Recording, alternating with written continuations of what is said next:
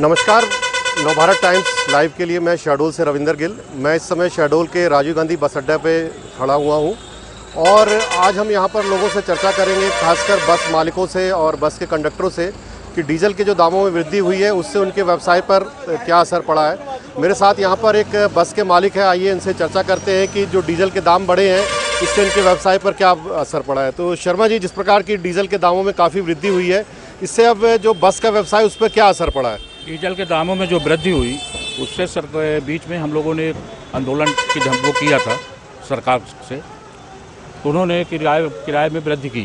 किराए वृद्धि हो जाने के बाद बस का व्यवसाय जो है करीब करीब ठप होने की स्थिति में आ गया था। मतलब स्थिति ये हो गई थी कि जो किराया वृद्धि के बाद भी डीजल का पैसा नहीं निकल रहा था। लेकिन वर्तमान समय में कुछ शादी ब्याह का सीजन है एवं पैसेंजर ट्रेनें नहीं चल रही, उसके बदौलत कुछ यात्री बस की तरफ मुड़े हुए हैं और यात्रा करने को मत कर रहा। पहले जितना बस का किराया था उसमें अभी कितनी वृद्धि हो गई है? लगभग करीब 25 से 30%। और बस में जितने यात्री आपको पहले मिला करते थे, अभी उनकी यात्रियों की संख्या बढ़ी है कि कुछ घटी है? अभी नहीं, यात्रियों की संख्या तो घटी। तो आप क्या चाहते हैं कि बस व्यवसाय जो जीवित रहे, उसके लिए आप क्या चाहते हैं? हम लोग ये चाहते हैं कि डीजल में कटौती की जाए, रेट में कमी की जाए, जिससे बस व्यवसाय चलता रहे, क्योंकि बस के व्यवसाय से काफ़ी लोगों का रोजगार जुड़ा हुआ है और काफ़ी बसें डीजल वृद्धि होने के कारण जो छोटे बस ऑपरेटर थे उन्होंने अपनी गाड़ियां खड़ी कर दी। शहडोल में लगभग ऐसे कितने बस मालिक होंगे जिन्होंने कि बस का व्यवसाय छोड़ दिया है और बस से अपनी खड़ी कर दी है? बस तो खड़ी, व्यवसाय तो नहीं छोड़ा है, लेकिन जो रूट की संख्या थी उसमें उन्होंने कमी कर दी। ऐसे लगभग कितने लोग होंगे? कम से कम ऐसे 10-15 लोग। ऐसे मतलब लगभग 10-15 लोग होंगे जिन्होंने कि यहाँ पर अपने बसों की संख्या कम कर दी, अपनी बसें खड़ी कर दी हैं। हमारे साथ इस समय एक बस के कंडक्टर हैं मोहम्मद इरफान। आइए इनसे पूछते हैं कि बस के व्यवसाय में अब कितना असर पड़ा है और बसों के भाड़ों में कितनी वृद्धि हुई है। तो इरफान जी, पहला जितने बसों का किराया था, अब किराए में कितनी बढ़ोतरी हो गई है? लगभग 20-25% वृद्धि हुई है, मगर जिस हिसाब से पहले यात्री निकलते थे अब यात्री नहीं आते, तो गाड़ियों का खर्च नहीं निकल पाता, डीजल का पैसा नहीं निकल पाता। अभी सीजन चल रहा है तो थोड़ा बहुत मिल जा रहा है, मगर उस हिसाब से पैसा नहीं मिल पाता और इस तरह चलता रहेगा तो गाड़ियाँ चल नहीं पाएंगी। तो लगातार जो डीजल की वृद्धि जो हो रही है, तो उसमें क्या सवारियां भी कुछ आनी कुछ कम हुई हैं आपके यहाँ इस समय? सवारियाँ भाई लॉकडाउन के बाद लोगों के पास पैसा नहीं, निकलते नहीं है, किराया बढ़ा है, लोग सफ़र नहीं कर पाते हैं, सवारियाँ भी बहुत डाउन हो गई हैं, इसलिए बसें चल नहीं पाती। बहुत सारी बसें खड़े नहीं चल पा रही हैं। तो आप क्या चाहते हैं कि क्या डीजल के दामों में कमी की जाए? जी हाँ, डीजल दामों में कमी की जाए या तो किराया बढ़ाया जाए। तो यहाँ पर हमारे साथ बस के कंडक्टर थे मोहम्मद इरफान, उन्होंने जैसा कहा है कि कुछ डीजल के दामों में कमी की जाए और या फिर बसों के किराए में बढ़ोतरी की जाए। हमारे साथ बस में सफ़र करने वाले कुछ यात्री भी हैं, आइए इनसे चर्चा करते हैं कि बसों के जो किराए में जो बढ़ोतरी है उससे उनको किस तरह की परेशानी आ रही है। तो दीपक जी, जिस प्रकार की बसों के किरायों में बढ़ोतरी, उससे आपको क्या परेशानी आ रही है? परेशानी आ रही भैया, आने जाने में किराया बढ़ा है और पेट्रोल का दाम भी बढ़ा है, इससे भाई आने जाने में पहले के किराए में और अभी के किराए में कितनी वृद्धि हो गई है? बहुत वृद्धि हुई। पहले रीवा का 170 लगता रहा, अब 250 लग रहे हैं।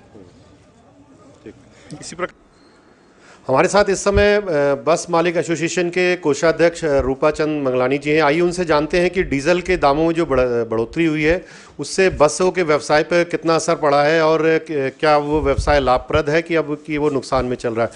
तो रूपा जी, ये बताइए कि जिस प्रकार की डीजल के दामों में वृद्धि हो गई है, स्पेयर पार्ट्स के दामों पर भी वृद्धि हो गई, इससे आपके व्यवसाय पर कितना असर पड़ा है? धन्यवाद रवि जी। आपको बता दें, जब से डीजल दाम बढ़ा है इसमें सभी स्पेयर पार्ट्स, टायर, लुब्रिकेंट के दाम भारी वृद्धि हुई है।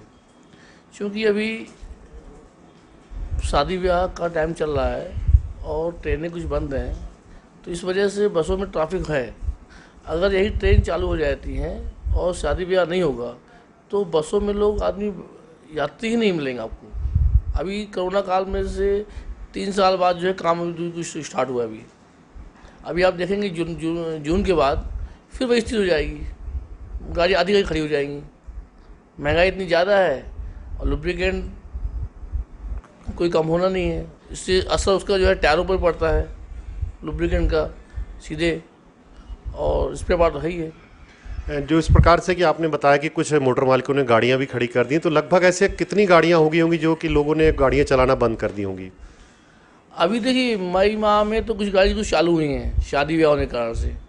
अभी जैसे जून के बाद, शादी के बाद देखिएगा कि आप मतलब कि अपने शहडोल में मालूम तुम्हें 50-60 गाड़ियाँ खड़ी हो जाती हैं, क्योंकि सवारी मिलना कम हो जाती है और महंगाई में कोई चला नहीं पाता इतना।